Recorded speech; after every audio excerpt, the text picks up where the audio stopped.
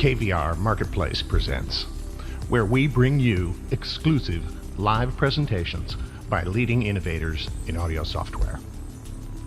Today we welcome Jonathan Hillman of MixTheMusic. Over the next 30 minutes, Jonathan will show us MixTheMusic, what it is, how it works, and what you can do with it in your studio. Throughout the 30-minute presentation, we encourage you to join the live chat on the right and submit questions for John. After the presentation, John will spend another 30 minutes answering those questions. Ask questions, please. If we don't get to your question during the live Q&A, John will monitor the discussion thread at the bottom of this page until all your questions have been addressed. So now, without further ado, please welcome John Hillman of MixTheMusic.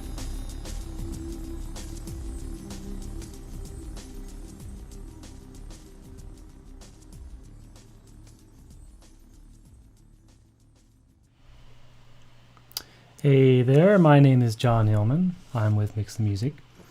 And just before we started, I noticed in the chat room there a few of you guys that I've talked to about our content. Thanks so much for coming to join us and maybe learn some more about the platform and what you can do with the content. First, I want to tell you a little bit about myself. I got started in music composition and what feels like a long time ago.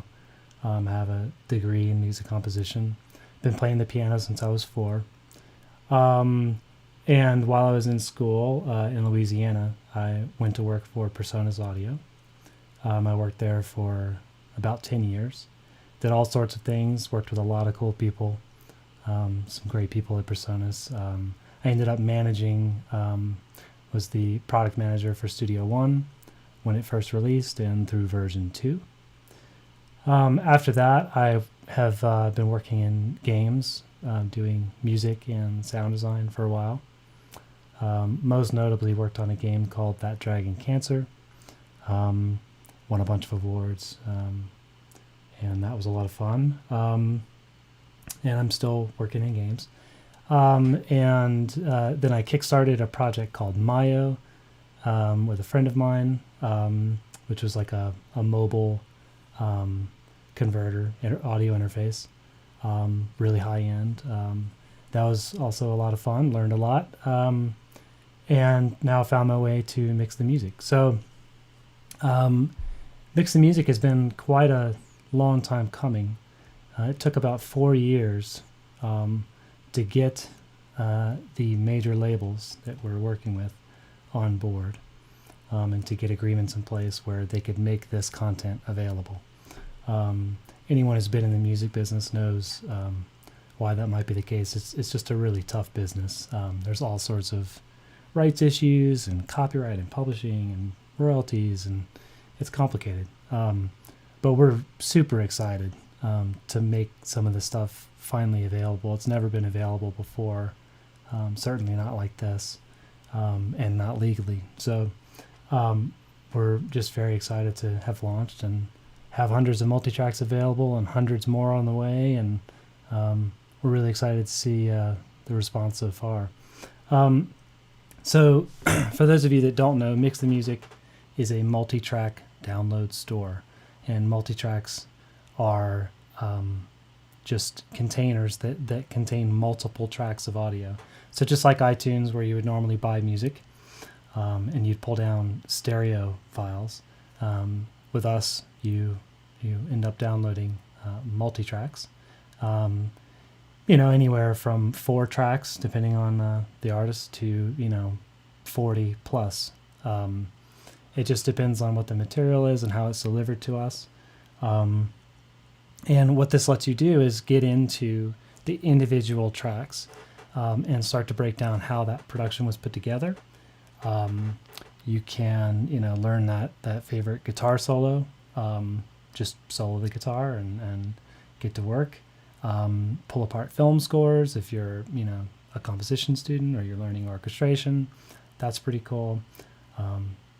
Study the bass groove, just get into details of the music that it really hasn't been possible until now. So I just thought I could show you the store a little bit.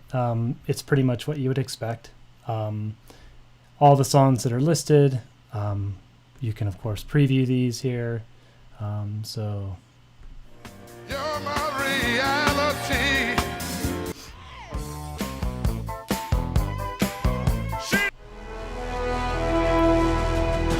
pretty much what you would expect. You can browse the store a number of ways, by top songs, meaning what's most popular, by what's new. You can just do A to Z. And of course, you can also look by albums, and you can look by artist and genres. So pretty much what you would expect from a music download store. And we're looking at ways to improve all of this. We're just getting started. So of course, any feedback anybody has about how to make it easier to find the content that you're looking for, let us know. So on all of these songs, once you click through to a song, there's some meta information there, and we hope to fill this out a little bit more, maybe with some backstory about the songs that are available, who played on it. That data is also hard to get, but we're working on it. But notably, we show you what are the tracks that are included in this multi-track. So in this case, there's 34 tracks, but these tracks were delivered as mono files left and right. So for instance, claps and cymbals, kick, snare. So really the number of independent tracks is half of the 34. We do that because we want to not process anything that an artist is delivering to us. So we give it to you the way it was given to us. So if we went and looked at a different track like one of these, this is from a video game called Anthem. Really cool score Sarah did. These are stereo files, so there's 21 independent tracks. It's all broken out. We color code everything. The order of the tracks tends to be the same, where we group percussive elements together, and then we'll get into harmonic and melodic and vocals and so on. So the multi-tracks are very well organized, and easy to get into once you kind of see how they're put together. So our multi-track file is literally a .multitrack file. So when you buy a multi-track from us and download it, what you're downloading is a single file. It's called .multitrack. It only opens currently in Persona Studio One software. So of course, in your user account, we provide that software for free, a free version of Studio One. Anyone with Studio One can open our multitracks as long as you're using version 4.1 or later. And Studio One is an award-winning DAW. Anyone that's used any DAW, I think would be able to get going very quickly in Studio One. And of course, if you use Studio One, then you're good to go. You're ready to go. So let's jump on over to Studio One, and we'll just get into what does a multitrack look like. And I'll try to show you some good examples. So this is Studio One.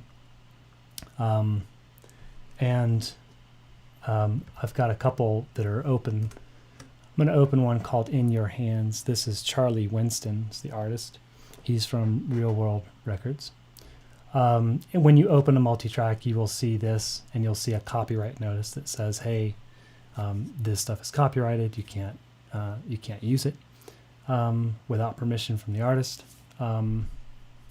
So why don't we just listen to this for a second, and then I can sort of point out the lay of the land, what this looks like.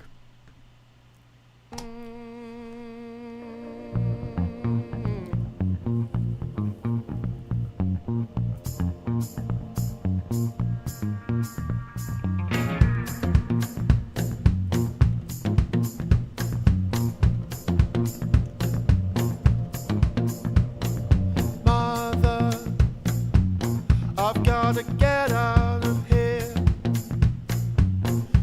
I can save our family from this poverty. So I really like this song. I think the groove is great. Super simple, and I love the way it builds. So let's get into this a little bit. So these are all independent tracks. So kit dry is obviously a drum kit, and bass is a bass, brass, guitars, piano, Rhodes, Fender Rhodes. Harp in this case is harmonica. And then we have vocals, lead vocals and backing vocals. And of course I can solo these. We just go through sort of what the basics are. And if I just want to hear the drums, I can just hear the drums.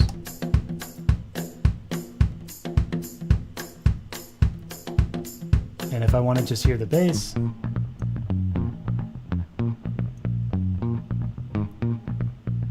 right? Or if I want to just hear the vocal, So I can save our family from this poverty. right? So right away, we can get into one really cool aspect of these multitracks. So when the multitracks are delivered to us, the way they're delivered to us, it's good to think about, like, where did these tracks come from? At what point during the process were these multitracks delivered?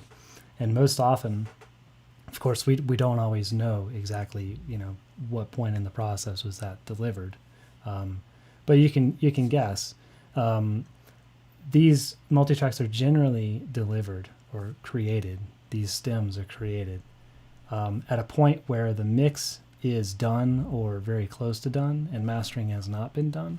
So if we listen to this one vocal part again, and I'll just sort of pull this up so we can see the individual phrases here, you'll notice that the vocals have a bit of reverb on them. Get out of here. Get Right. out of here. So hopefully you can hear there that there's a reverb tail on that vocal. And likewise, with the kit, the drum kit. Right, there's a space on there. Same thing with the bass.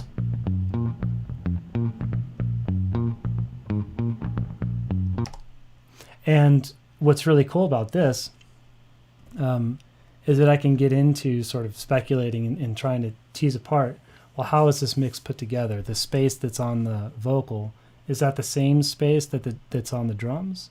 Is it the same space that's on the bass? And later when the brass comes in and so on. And you can really sort of pull these things apart and get into how is this mix constructed. And again, that's like the most basic level of kind of the usefulness of multitracks, what's cool about the multitracks. But of course, if I'm a drummer and I like this song, I like how it sounds, and I want to get into, well, why does it feel the way that it feels, right? So if we listen to all of this together again.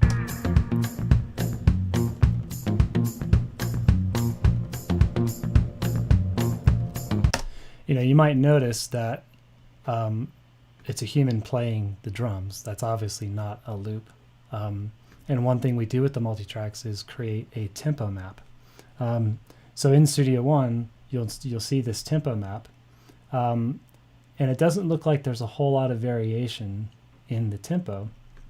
But what we've done is sort of snapped everything so that if I turn on the metronome and I play this kit, the metronome is following the push and pull of the tempo. So as the tempo decreases, the metronome is following that. If it increases, it's following that. So when we hear our click, might be a little more obvious on the bass.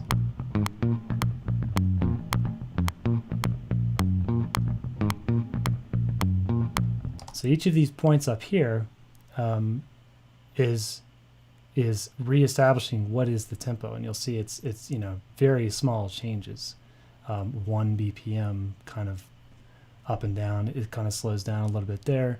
Later on in the track, the tempo kind of picks up, and if I'm a drummer and I'm studying, okay, I want to learn this part and I'm going to play along, One, I can sort of study, well, is that kick ahead of or behind the beat, or is it right on the beat? Where is he placing the hi-hat?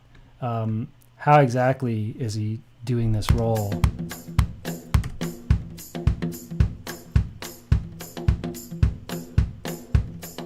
Right? And then if I wanted to play that part, I can just mute the kit and have everything else. Right? So later on in the track, Father, give me strength, I pray. and of course I could do that with any of the instruments. I'm a piano player, so I would naturally try to go learn this piano part, and then maybe I'll come up with something else that I want to play. I can just mute the piano part. Father, give me strength, I pray. Right? Or if I'm a vocalist and I'm trying to, just work on, mic technique, or I'm working on, the way I sing, or maybe I'm a teacher and I have students that I want to give some material that they can work with. Same deal. I can just mute those vocals. And it's like the best karaoke ever, right? Because later on, when this backing vocal comes in,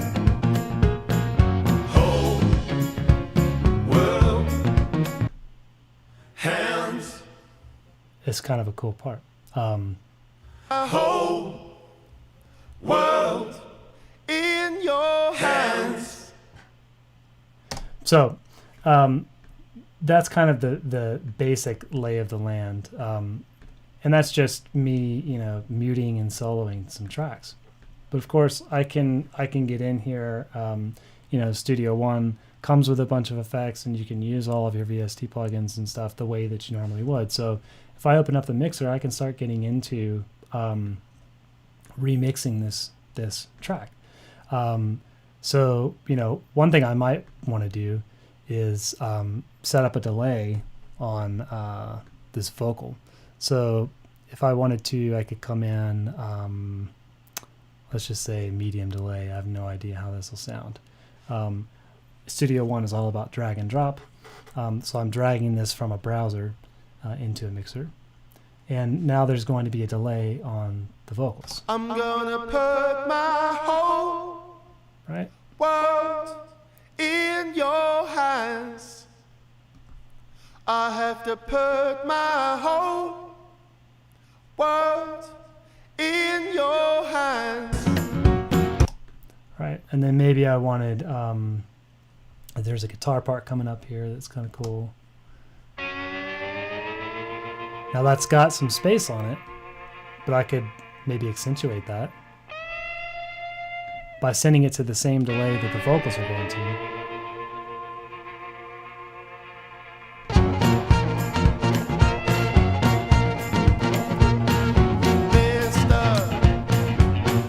Or let's say I think that harmonica is a little too loud. I can just pull it down. In your hands.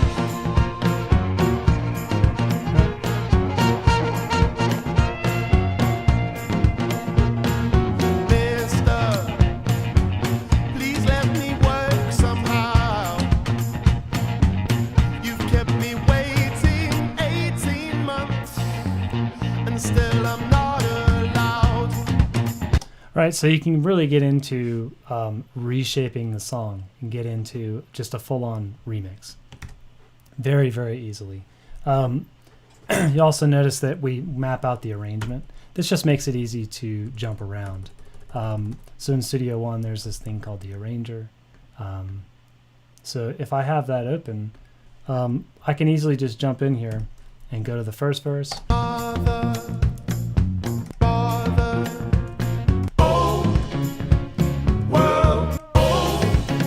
Right? I can jump around. And one thing that I've kind of gotten used to doing is thinking about the sort of arc of the mix. If you think about a song as telling a story, and certainly in this case, that's definitely the case. So for telling a story, how does that build? Where is there tension?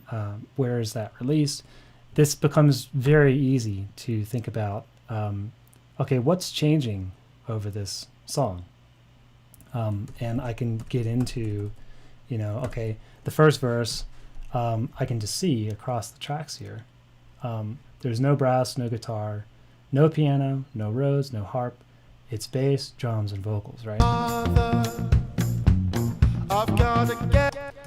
So then I can go to the second verse and say, okay, well, how did this change? How is the arrangement changing to service the arc of the song? Okay, so obviously there's a piano part and a Rhodes part that gets added there, right? And you can even see here, okay, there's a guitar here, there's sort of an interlude between, and then there's this chorus.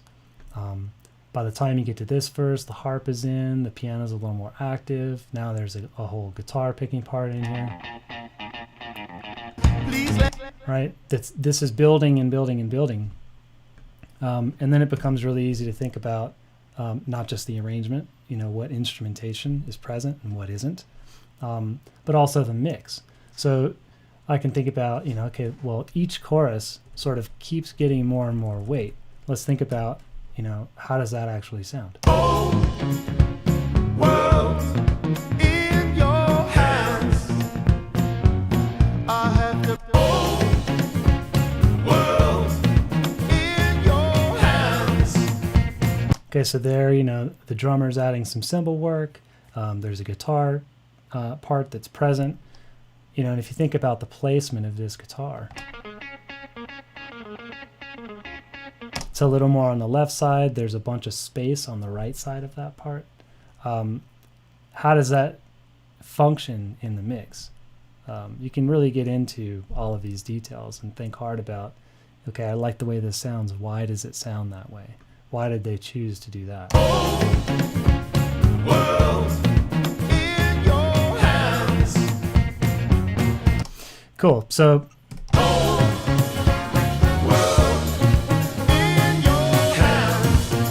certainly by the end of there, we've got brass, we've got all kinds of cool stuff. And this is just, barely scratching the surface of what you can do. I can edit all of these and just really kind of go to town the way that you normally would in any DAW. I do want to kind of show you a couple other things real quick, and just different types of multitracks and sort of different ways that we might use them. So I'm going to switch over to, this is a film score from Mad Max that Junkie XL did. So the first thing I'm going to do, if you're familiar with this score at all, you'll know it's important for me to just check the main fader. So this is a good example too. The way these tracks were delivered, there was no master bus processing, right? There's no compressor sort of taming the levels. In this case, we have 34 sort of individual tracks, right? So there's 12 tracks of percussion, and it gets loud. It's really big. Let's check it out real quick.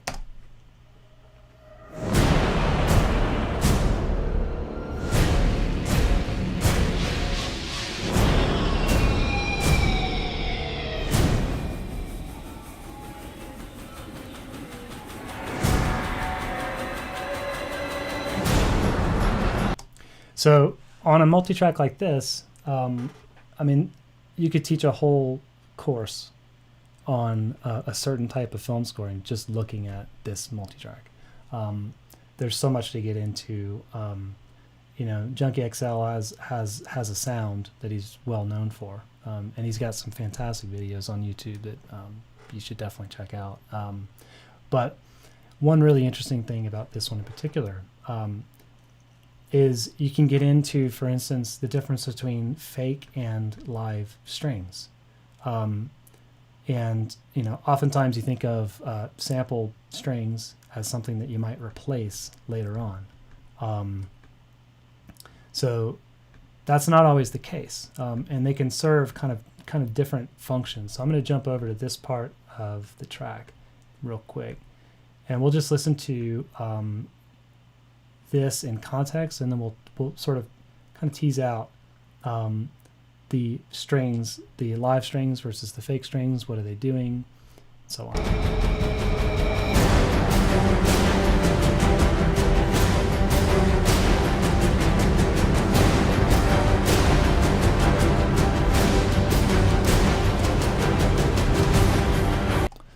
So this is a really cool string part. I love this part. So here's the fake and live strings together.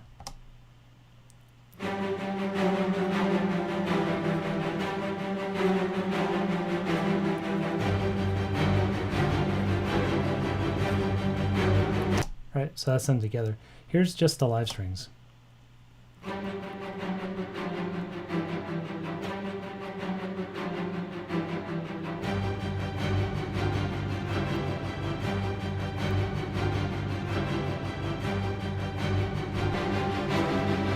And there's the fake ones. And what you'll notice right away is the fake strings are just bigger.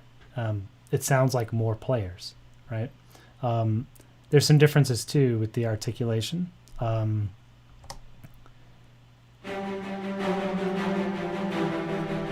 especially later on. So there's the live.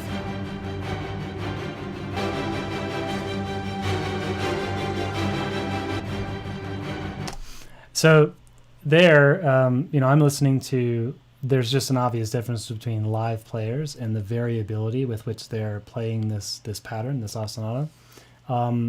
And the fake strings, there's sort of a regularity to it. The fake strings sound bigger, the live strings sound tighter, and they're both great sounds, but then together, it sounds like, 300 string players, but somehow also intimate, and you can hear these individual players. It's a really great sound. It's a very common technique, and he just pulls it off really well. Same deal with the brass. In this case, they're actually playing.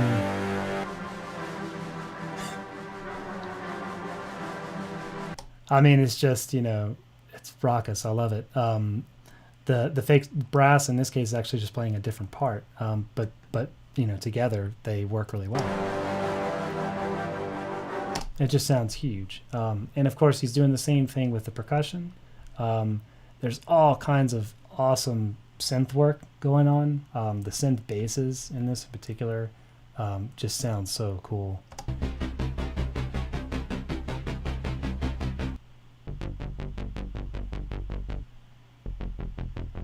I mean, he's just got, he's got a whole wall of modular synths. It's awesome. Love it. So that is sort of a film score look. And if you put on your orchestration hat, there's so much that you can learn from this multi-track. I love it.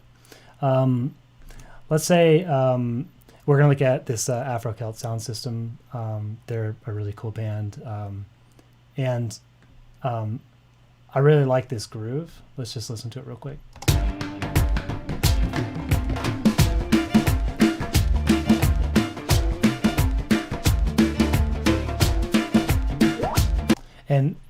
And in particular, what I really like about it is just there's this fiddle lutes part and a guitar part that's doing just some really cool figures that to Western ears, this is sort of a West African vibe, and Irish. It's sort of an Irish West African thing.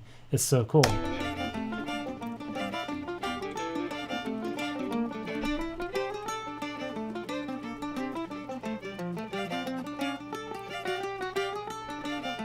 So if I wanted to get into, okay, what is that part and why does it sound the way it sounds? Why is it sort of bending my Western ear? What is it doing melodically, harmonically? In Studio One, there's this really cool integration with a thing called Melodyne. And it allows me to do this. I can very easily come in and tell Melodyne this is melodic. And what it's going to do is detect all of the pitches for me. And what's super cool about that is that once I've done that, I can come in, bring in a virtual instrument. This is just a piano. And if I pull this onto a MIDI track, I just get the MIDI. And this tells me the notes. So I can very easily, get a grip on, okay, what is this part? What is he playing?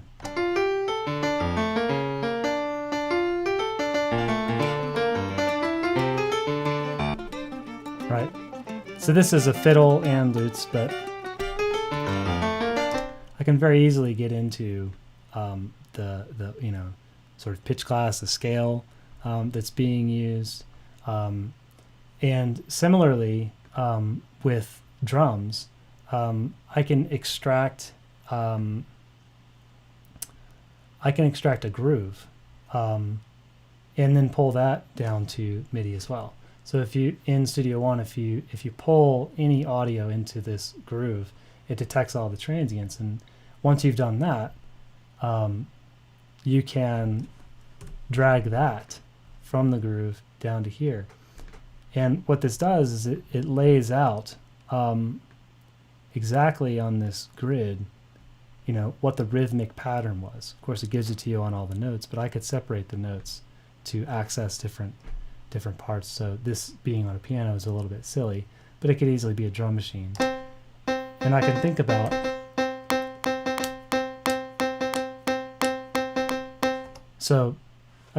that rhythmic pattern, bump, bump, ba-dum, bump, bump, bump, ba-bump, bump,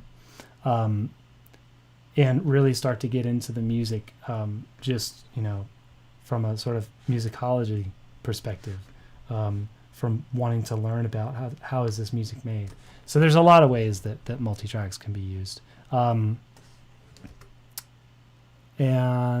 I guess probably we need to take some questions before we run out of time.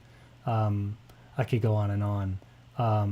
Why don't we just take some questions, and we'll kind of see where your heads are at, and if I can answer anything for you, that would be great. So let's see.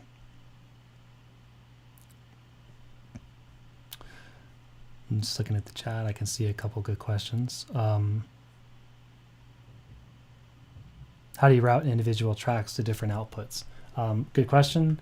We get asked that a lot. So in Studio One, and this is going to be very similar in any DAW, you have an audio interface. In this case, I have the Quantum. It's a Presonus audio interface. And currently, I don't have a whole lot of outputs set up in this mode because I'm live streaming. But normally you would just map out, okay, these are my physical outputs. Hopefully I can do this without breaking anything. And you would have this sort of matrix of outputs there. And then those outputs can be configured in the mixer. You just point the different tracks to those outputs.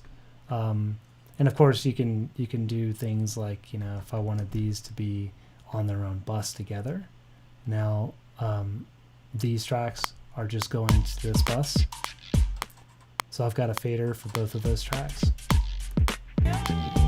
So there's a bunch of sort of basic DAW things that you can do. One of the questions here was, is the library expected to grow? Yes, the library is going to grow very significantly. We have about 350 multi-tracks right now in the store. And a lot of them are from artists that you would recognize readily. So, you know, you saw Barry White, Rick James. We've got Def Leppard, Leonard Skinner, Justin Bieber, Shawn Mendes. I'm not using any of that material because that gets a little bit complicated on a live stream. But we've got lots of content. You know, we're working with Universal Music Group and Sony and others. There's hundreds of multi-tracks on the way. And we're basically just producing them as quickly as we can to get them in the store and make them available to you. So, you know, by the end of this year, we expect 1,000 or more multi-tracks in the store. Yes, can I use these multi-tracks to teach? That's a good question. Of course, yes, you can. And I would love to talk to you about how to do that, because obviously you're going to need Studio One. Depending on your classroom setup, that could be, you know, multiple computers, which isn't a problem. You can just get a site license for Studio One. And then, you know, you can open those multi-tracks on those computers. and you can teach with them. The one thing I should be very specific about is this content is protected, and is protected in a way that if I'm in Studio One, I can't actually export a mix down. You'll see that Studio One prevents me from creating a mix down when I have protected content. And we have to do that. That's a condition of the labels of the artists, that their content be protected in that way. And for now, that's the way it's going to be. In the future, we anticipate some of the content will be open, meaning that it will be unprotected, and you will be able to export remixes and stuff. But right now, all of the content is protected in that way. So when you're teaching, you would be teaching in the context of a classroom. Another kind of cool thing is that if you and I both own the same multitrack, and then I do a remix, I can send you my Studio One song file, and you can open that song. As long as you own that multitrack too, you can open my remix. You can open my version of it. So that's kind of cool. It'd be a way of sharing. Let's see. Yeah, why only use Studio One and not make a plugin for the service? Well, yeah, it's a great thought. We certainly could make a plugin, and some people have tried. Having direct access to the tracks themselves, laying it out the way that you would normally expect, as opposed to a single plugin that then would have multiple outputs that get routed to tracks and stuff. It's just more accessible this way, but it's something that we could explore in the future. Studio One opens our multi-tracks today. We are talking with the other major DAWs about supporting the format and opening multi-tracks. So hopefully in the near future, we'll start to see support in the other DAWs, Pro Tools and Ableton and so on. So we look forward to that for sure.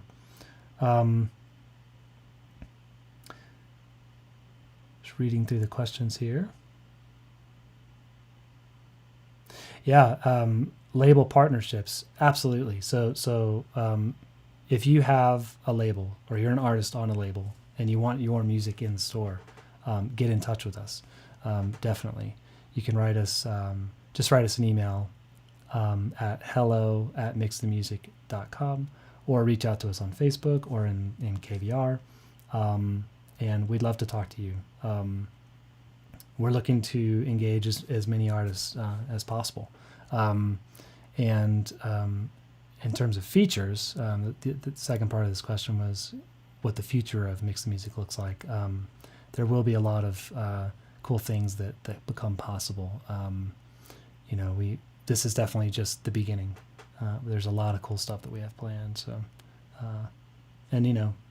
based on how people use it and what they want to do with it, the sky's the limit. We're here and we're listening, and we want all of your feedback. Are the studios only sending mix stems, or are you getting dry session tracks and mixing them? Yeah, so we never mix them ourselves. The farthest we've gone is with some film scores. We got 300 tracks, individual tracks, and in those cases we created some stems from those tracks. That's as far as we're going to go.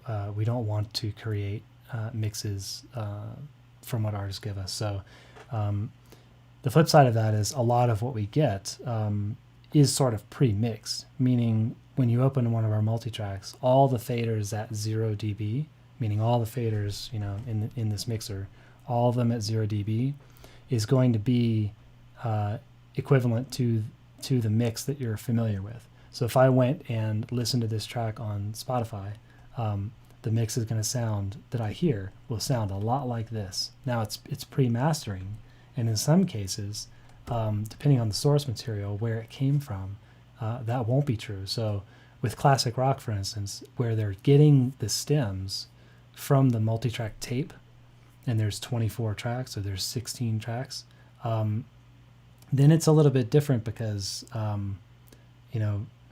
it's basically exactly as it went to tape.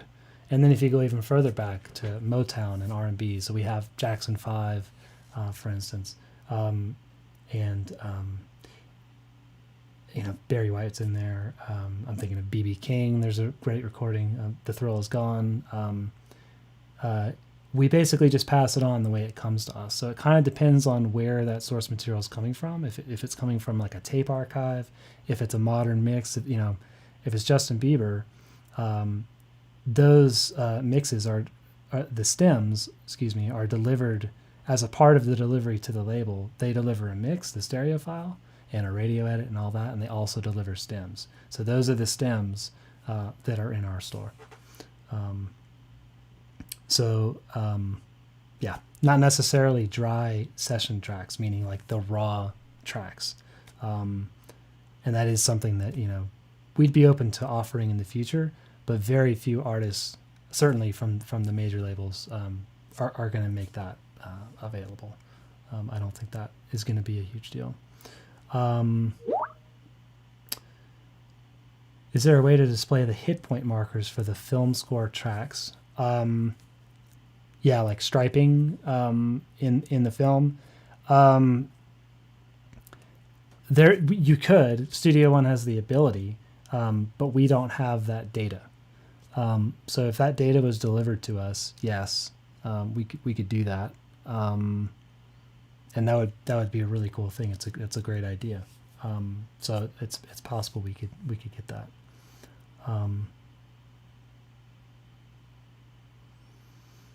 Smaller independent artists are more than welcome on the store. It does not have to be, you don't need to be huge.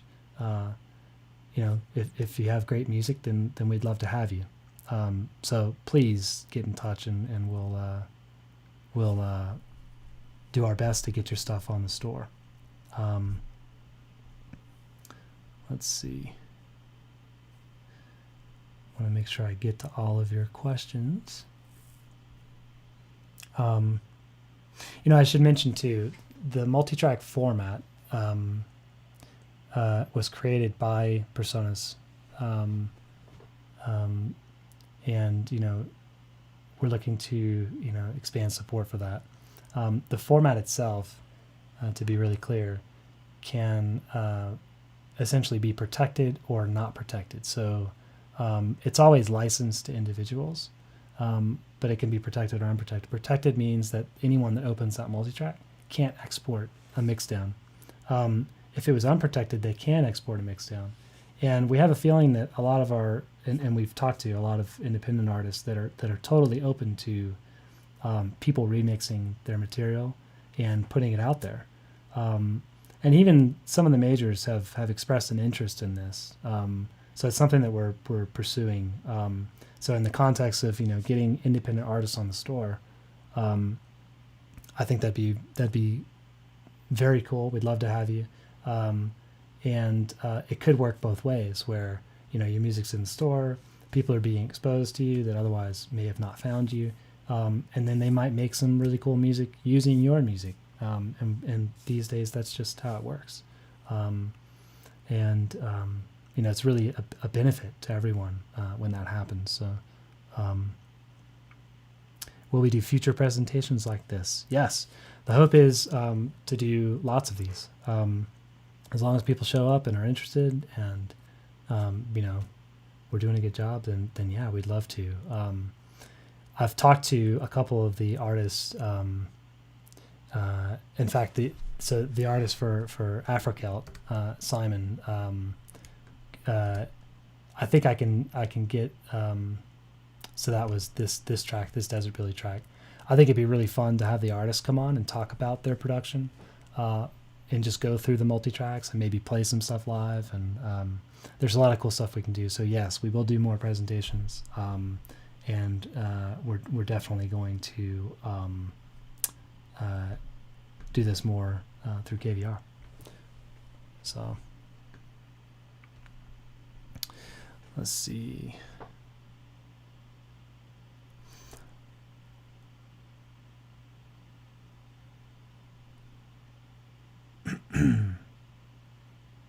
Yeah, so I'm seeing some questions about how to make requests, artist requests, and I don't have a great way for you to do this yet. That this is one of the features I want to add to the site, so you can make requests kind of directly, and hopefully we could track those requests and let people vote on them and stuff. But you can email us. You can hit us on Facebook, KVR Audio in the discussion below where you're seeing this live stream. You can make requests anywhere, and pretty much on a daily basis. We're talking with the label reps. We're telling them, what the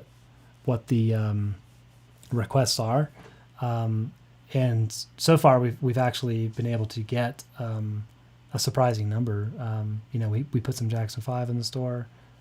Lots of people were like, please, more Jackson 5, and that is going to be in the store by the end of the week, and a couple others as well that people have been asking for. So please give us your requests, and we're doing everything we can to go and get that material for you. So yeah, in the discussion thread below, that'd be a great place for requests and feedback, any questions you have.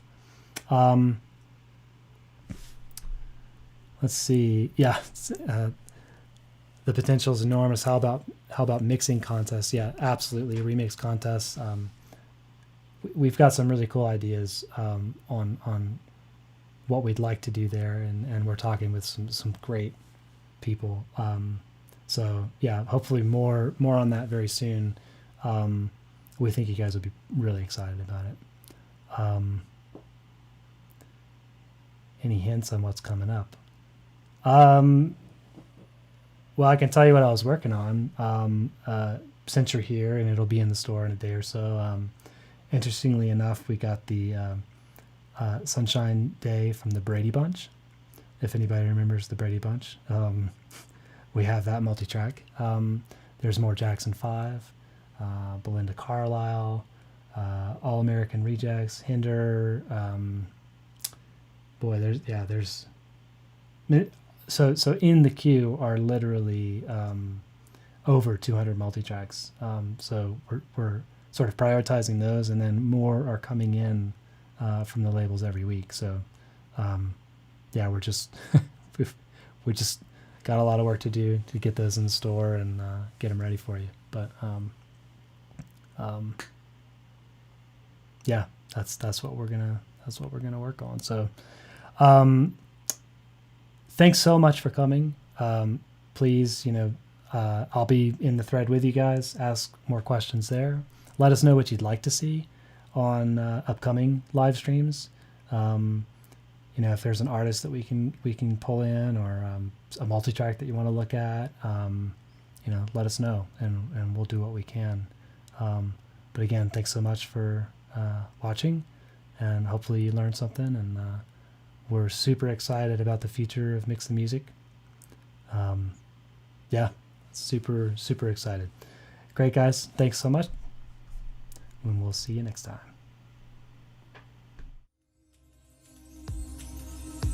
Thank you for tuning in to watch KVR Marketplace Presents. If we didn't get to your question during the Q&A, we will in the forum thread below. If you watched this event live, thanks for adding to the moment. You can watch it again at any time right here on KVR Marketplace Presents. To learn more about the technology presented today, look for links on this page. Bookmark our page to be sure you don't miss future episodes. And thank you again for watching KVR Marketplace Presents.